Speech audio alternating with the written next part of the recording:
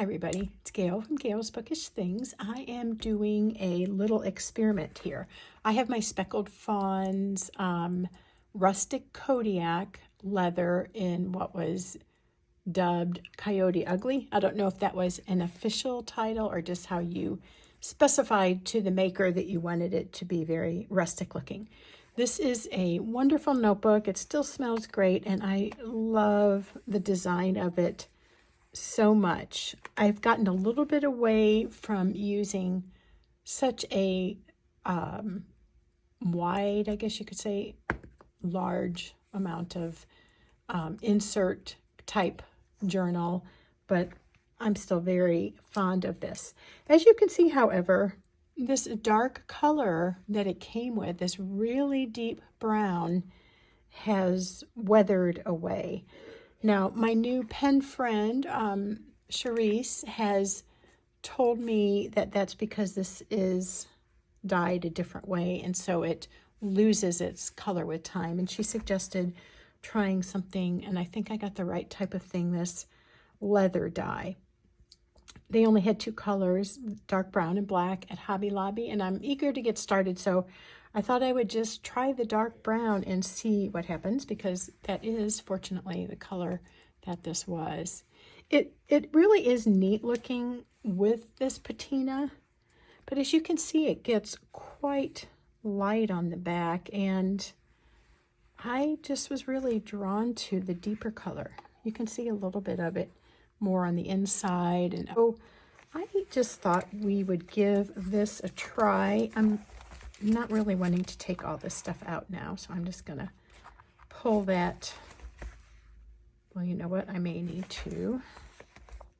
This says to clean the leather, and then while it's still kind of damp from cleaning, apply the dye evenly with a dauber.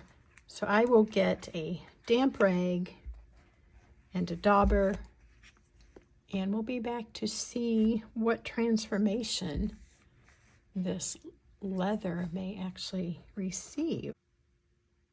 Okay, I decided to take the non-lazy route and just unload it all. So I am just going to take this rag. It is stained with ink, but it is just that, it's stained. It's not, this color is not rinsing out. It's already been washed. So get this nice and wiped down. Kind of looks really pretty as it gets wet. It's glossy. Under here you can see a little bit more the original color. This is such a neat notebook. Our notebook cover. I have these that I use for stamping. Since this one has a little color, I will just use a fresh one. And let's see if that will work as a dauber. Apply evenly with dauber. A second coat of dye may be applied if required. After dyeing, remove excess surface dye by rubbing briskly with a soft cloth. Okay. I probably don't want my hands dyed. It's hard enough keeping them ink-free.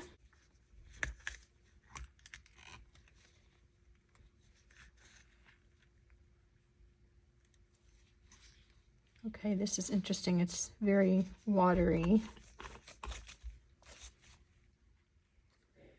I've just poured some in a lid I had handy. It's really sloppy, but here goes. It's looking pretty cool. I guess it makes sense to do one side and then let that dry and then go back and do the inside, because it's going to need a little bit of time to dry, I guess. Never done this before. It smells pretty strong. I'm trying to think of, it's almost like a paint, or when you're working with, gee, I don't know what that smell is. It's a familiar chemical smell. So I do I like how this is helping restore the color. And I've got plenty of the dye here. Poured more than I needed. Wasn't sure the best way to get that to, you know, my dauber wouldn't fit in there, so I had to pour it out. I think I may just go ahead and see what happens if I do this. If you haven't noticed, I am not, sad to say, about precision. And it'll drive me nuts, but I have a hard time slowing down to be exact with things. It's just not how I'm wired, and it's a constant battle. That is looking pretty. Let's do this inside flap. Let's let that sit a minute. I'm just rechecking the directions, and it says apply a second coat if desired or if required. After dyeing, remove excess surface dye by rubbing with a soft cloth. I think I might be okay with the color it is, and then later on, maybe a little bit here. If it needs more, I can always go back and do a second coat, but I actually am kind of happily impressed. Charisse, if you're watching, thank you for this tip. It looks like it's actually going to work rather nicely. It says to use in a well-ventilated area. I'm in my family room, and there's a nearby screen door that I can open up. But let's go ahead and just kind of buff this and absorb any extra.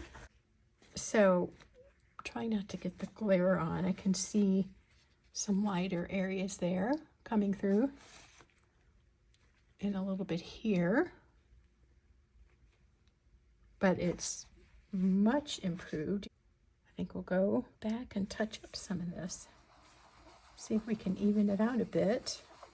Now, I know patina is a big thing, and I like it as much as the next person, but I think I kind of like it better when lighter leathers grow darker versus what came as a dark stained leather losing its color. Okay, so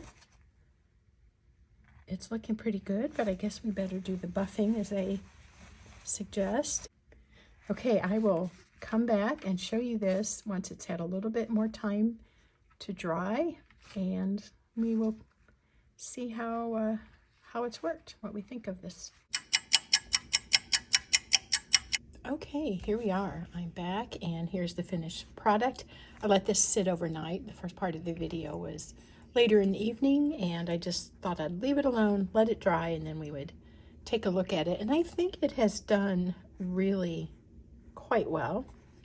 There's still a variation in color, somewhat. I could go ahead and do another coat. Not sure if I will. It's had 2 coats. I did take a rag and wipe it after each application, which is what the directions on the bottle seem to say. I watched a little video on it, and it sounded like they were more saying let it dry completely before doing more of that buffing. But even if I didn't quite do it accurately or as the company suggests, I think it did a really great job. The leather smell has returned, so it doesn't have a chemical aroma to it. And that's all. I'm going to reassemble it, put all my inserts back in, and then I will have a much better restored Traveler's Notebook cover. Thank you for watching. Hope that was helpful. Again, I found that at Hobby Lobby. I'm sure there's many other kinds you can try. And this is called Phoebings. See you later. Take care.